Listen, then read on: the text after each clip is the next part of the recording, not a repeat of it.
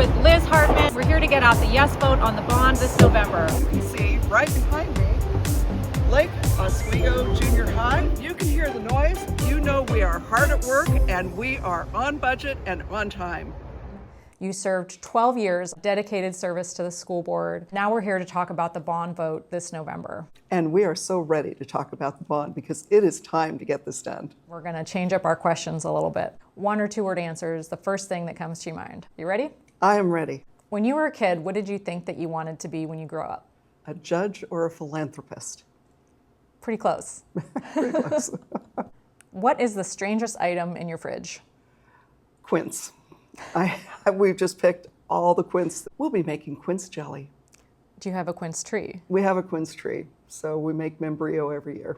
If you needed help with a DIY home repair, which school board member would you call?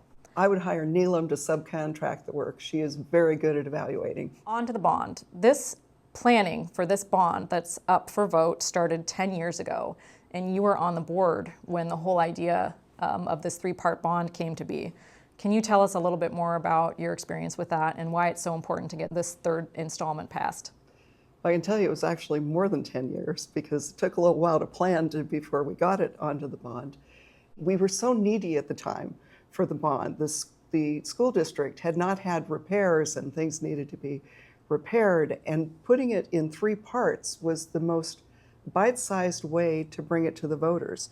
We could not have brought this whole entire thing in one fell swoop 10 years ago to do it. It would have been more than $300 million to get the whole thing done, and that is not an appetite for the voters.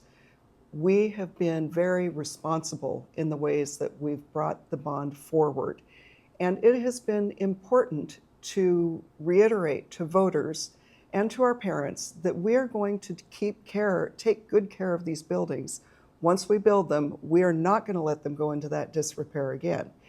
So it meant that even some of the things that are in this 3rd bond are things that needed to be done 10 years ago, or things have changed, like at the high school, that we need to come back and take another look and do some updating because things can't wait 5 and 10 and 15 years to be up to date for the students so that the students are ready for the world that they're going into.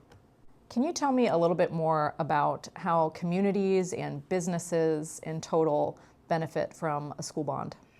You know, there is a lot of pride in our school district, and that pride is not just for the parents who move here or for the city officials or the school board members.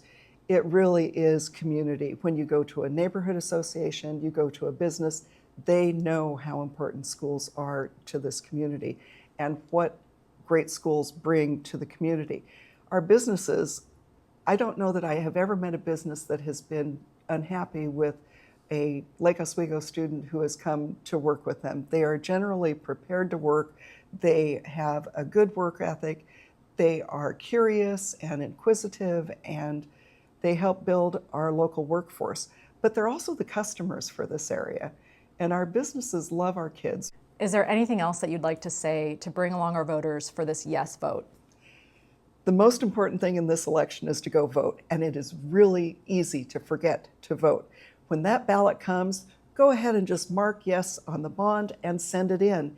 If you're someone who really likes to drop your ballot at a place, go down to City Hall and drop your ballot in the box, or over in Westlake, there's another ballot box over there. But most importantly, vote.